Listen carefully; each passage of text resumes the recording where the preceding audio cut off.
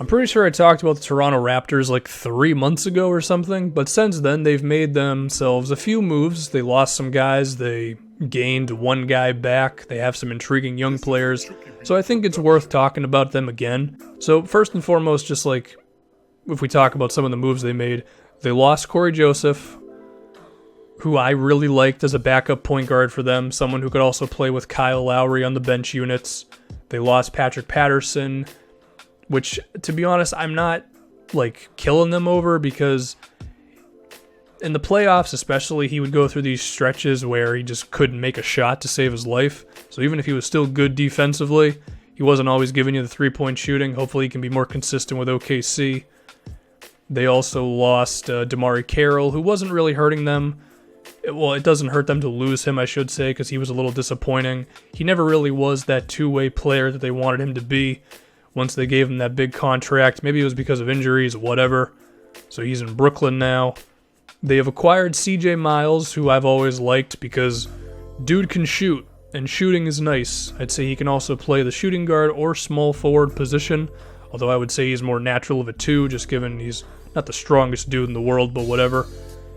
And I think the first question for these guys really comes at that small forward position. Are you going to start CJ Miles, or are you going to start Norman Powell? Powell is definitely the better defensive player, he's more athletic, and I do think he has a higher ceiling, but I also don't know if he's really ready to defend NBA small forwards like that. He's not the biggest dude in the world. I think he's more meant to defend point guards and shooting guards, but you've already got DeMar DeRozan at the shooting guard position, which means I don't know how you make that work with Powell. I mean, the one thing you could try is maybe you would have Powell defend the better of the opposing team's point guard or shooting guard, and then Kyle Lowry can defend the other guard, because you don't want Lowry defending the best player on the other team's backcourt, because, you want Lowry for his offense and stuff. And then maybe you could put DeRozan defending the worst of the three perimeter players on the other team. That could work. That could be your way of doing it. But even then, sometimes you're going to end up in positions where DeRozan is just defending someone who he just flat out can't defend, because DeRozan's not a good defensive player. I guess a team like the Wizards, for example, you could put him on Otto Porter and it wouldn't be the worst thing in the world, unless Washington just ran him off of screens. I think if the Raptors are playing the Celtics, he'll probably defend Jaylen Brown, but even then, you're putting Norman Powell on Gordon Hayward. Can Powell really do that? I don't know. It's not a perfect fit. But the other question is Powell going to give you the three-point shooting? Because in his first season, he shot well from three. His second season, he didn't. So I don't know what to really expect in his third year, which is why you could go with CJ Miles, which he'll definitely give you the three-point shooting. But then you're talking about Miles and DeRozan, neither one of them being really strong defensive players. It's not going to be perfect. I think it's going to be sometimes Powell's just meant to be at that spot. Sometimes CJ Miles is meant to be there. The other thing I want to talk about is the center position. I have to assume that they would love to not have Valanciunas as their starting five anymore, just because he's not good on defense. Sure, he's got some qualities as a rebounder, he's physical. He's actually not a bad mid-range shooter, they just don't really go to him that often in those situations. And I think transition-wise, he's not a slow center. He's got that going for him. But defensively, he's still not there. And when you have Valanciunas as well as DeMar DeRozan in your starting lineup, it's pretty tough for you to be a really good defensive team. The thing is, I don't think Jakob Poeltl is ready in his second season to be your starting center. I do think he's going to play a decent amount of minutes, and I would have him doing that as well, because I think Poeltl's got a lot of potential as a defender, Sure, there are questions about, his offense, and his rebounding has been kind of iffy. I think he's a better offensive rebounder than he is defensive rebounder, which that's usually a thing that's more for guys coming off the bench. You want a more consistent rebounder in your starting lineup. He grabs about the same amount of offensive rebounds as he does defensive rebounds, so interpret that as you wish. I just don't think Poeltl's going to be ready in his second season, which sucks. It means that Valanciunas is probably going to be your starting five again, which means I don't picture these guys being that good on defense, Now, one interesting player for them is Pascal Siakam. If he can develop a three-point shot, then he could be a real rotation piece for them. Because, offensively, if you're not providing the spacing, then I don't know how they're going to use you like that if you're not playing center, and I don't think he's big enough to play center.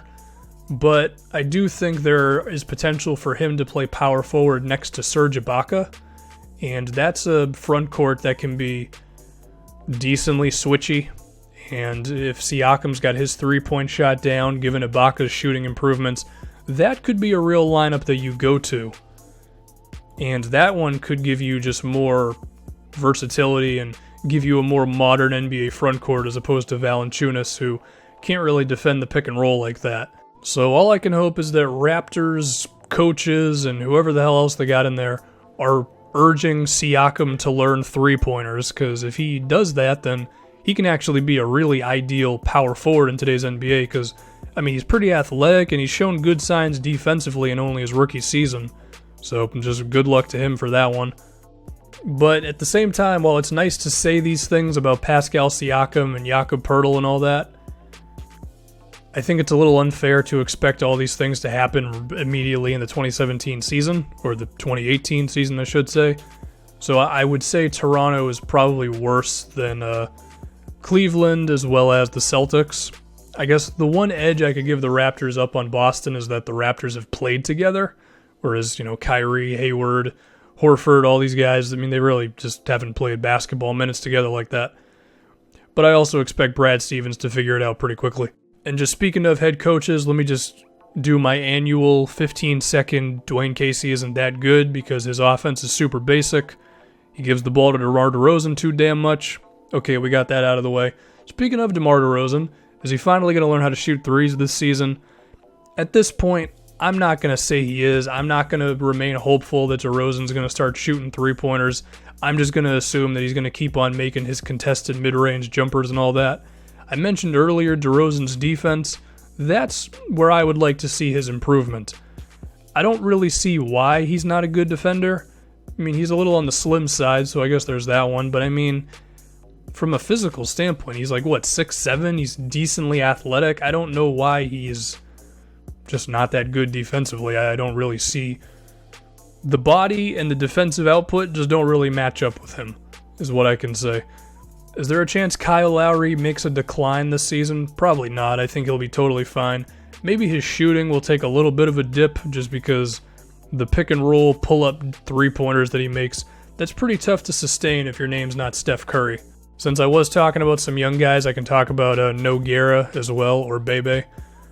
He's a decent rim protector. He gets almost 2 blocks a game, only playing 20 minutes. But if you're asking him to defend outside of the paint, that's a whole different story. I think the Raptors, it's a lot of these young guys are really going to determine just what to feel or how we should feel about this Raptors team, Is Siakam going to develop into a two-way power forward? Is Jakob Poeltl going to grow into the defensive player that they really need at that center spot?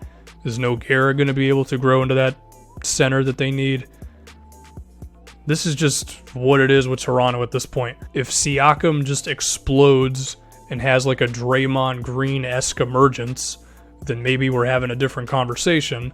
But I just don't think that's going to happen. I think these guys can eventually develop, and it might come next season, but I don't think it's going to be this year. So, Toronto, what do I picture them doing this season? They could still win around 50 games and second round of the playoffs and, have a nice season, but I don't think the big jump for them is really coming this year, if it comes at all.